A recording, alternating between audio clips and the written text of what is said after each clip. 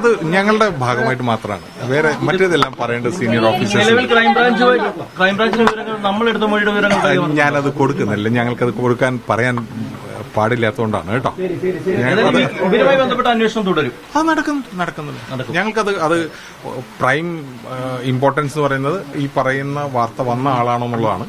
അത് ഞങ്ങളുടെ നിഗമനം. ഞങ്ങളത് സീനിയർ ഓഫീസേഴ്സിനെ അറിയിക്കുന്നുണ്ട്. നിങ്ങളുടേതായിട്ട് അന്വേഷണം നടത്തിയിട്ടുണ്ടെന്ന് വിചാരിക്കുന്നു.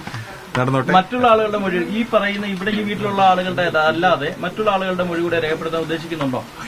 എല്ലാം എടുക്കണല്ലോ. ഇവരുടെ ഭാര്യയോ മക്കളോ അവരുടെ വീടുകളിലേക്കൊക്കെ അന്വേഷണം ഞങ്ങൾ നോക്കും. ഞങ്ങളുടെ പരമാവധി നോക്കും. ഇത് അല്ല എന്നാണ് പ്രിമ ഫേഷ്യൻ ഞങ്ങൾക്ക് മനസ്സിലാവുന്നത്.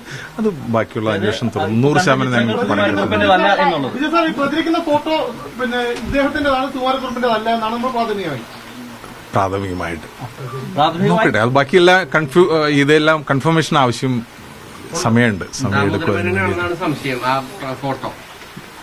കുടുംബാംഗങ്ങളിൽ നിന്ന് കിട്ടിയ മൊഴി അങ്ങനെ തന്നെയല്ലേ? അത് നോക്കട്ടെ. അത് നോക്കിയിട്ട് പറയാം കേട്ടോ. Thank you.